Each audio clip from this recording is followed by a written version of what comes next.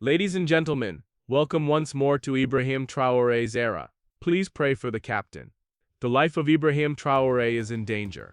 Just 48 hours ago, the young lion of Africa narrowly escaped yet another attempt on his life. This was not the first, it was the 40th. Yes, 40 times enemies of Africa have tried to silence him. 40 times they've unleashed bullets, poison, betrayal, and spies. And 40 times he has survived. Right now, you can see what they are trying to do to eliminate my good friend Ibrahim Traoré. Survived many assassination attempts. Because when you are doing good, they'll take you out. It is Samora Moises Machel who once said, when you hear the former colonizers saying you are good, you must pause and ask yourself, what evil are you committing against your people? Only 2 days before this latest plot, Traoré and the AES leaders Assimi Goïta of Mali and Abdourahmane Tiani of Niger released a historic declaration. They are withdrawing from the International Criminal Court. Their reasoning is simple. The ICC no longer serves justice. It parades as a global court. Yet more than 90% of its cases target African leaders. Where are the trials for Western crimes? Who stands accused for enslaving nations, bombing countries, or stealing entire economies? The Sahel leaders said it clearly. This court is no longer justice. It is a weapon, and we will not bow. The withdrawal shook the globe. In Europe, in America, inside their embassies they felt the tremor. To them this was no legal move, it was rebellion. For decades the ICC was a chain clasped around Africa's neck. Now the Sahel has broken it. As if that wasn't enough.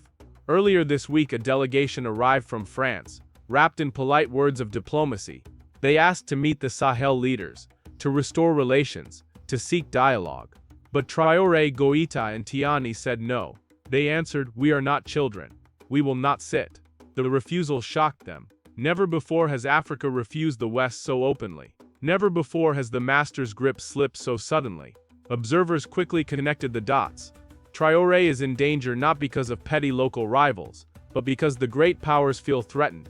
They see him as the spark that could ignite the whole continent, especially among Africa's youth.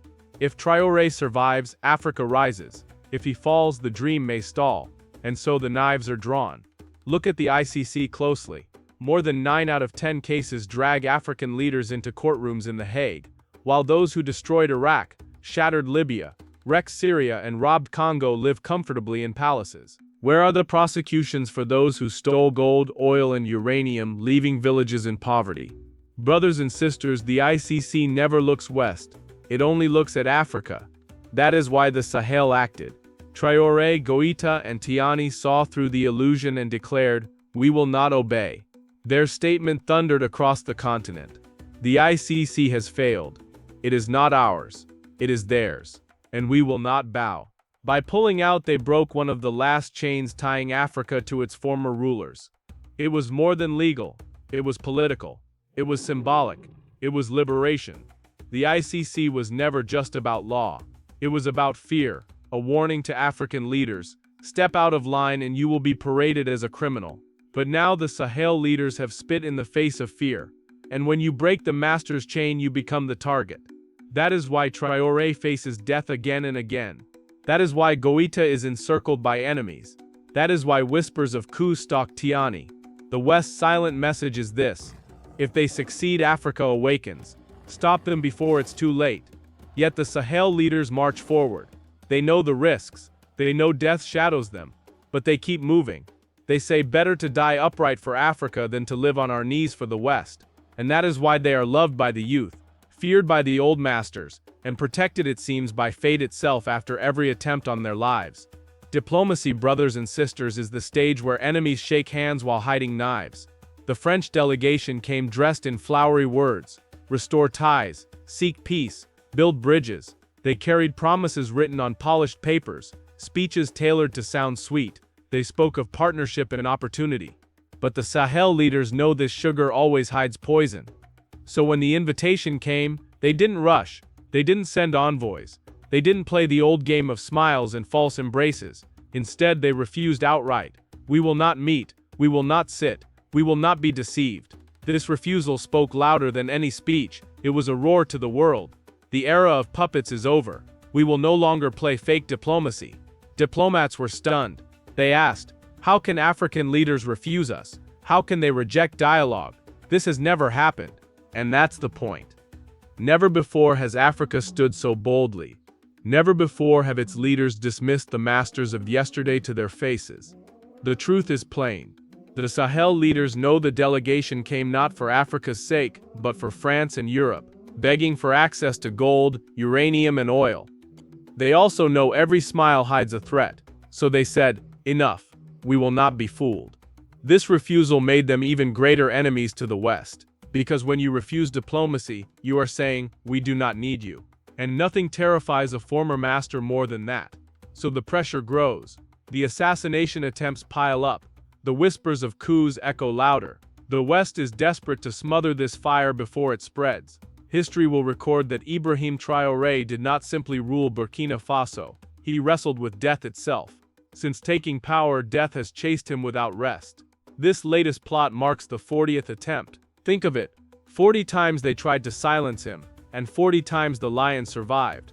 From his earliest days in power, the traps were set. Poison in food, bullets in ambush, explosives along his path, spies in the palace, betrayal from within. Each attempt was meant to kill not just the man but the dream of a free Burkina Faso. Yet every time, fate shifted. Plots exposed, attacks failed.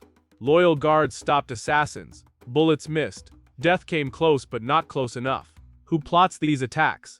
Some are local, corrupt elites who lost power, businessmen fattened under France, politicians tied to the old order.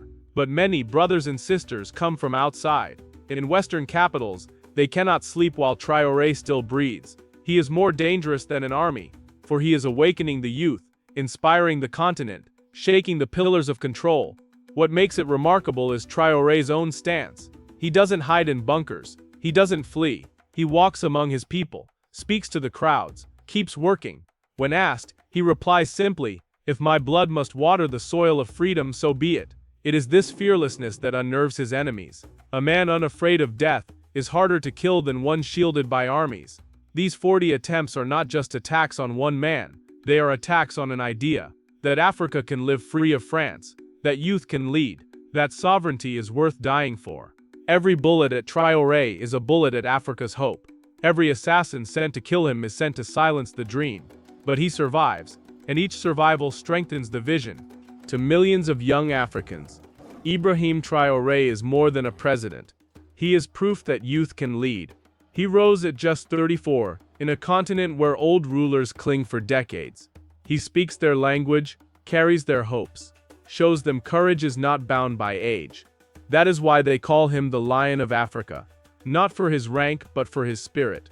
This is what terrifies the West. They know that if Africa's youth awaken and see leaders like Traoré, Goïta, and Tiani as role models, the chains of dependency will snap. The West feeds on a divided, silenced, and fearful Africa. But the Sahel is planting unity, boldness, and hope. And once the youth embrace this fire, no bullet, no assassin, no court in The Hague can extinguish it.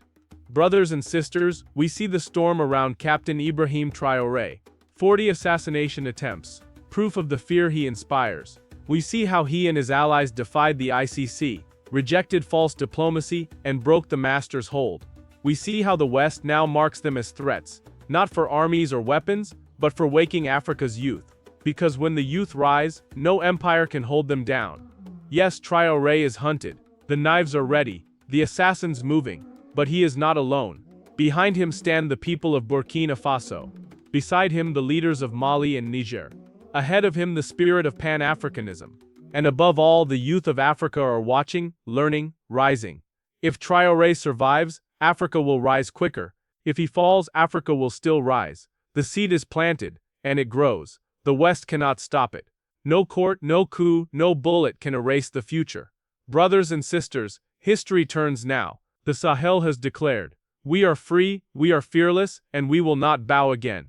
This has been Ibrahim Traoré's era, where yesterday's truth is told, and tomorrow's freedom is written.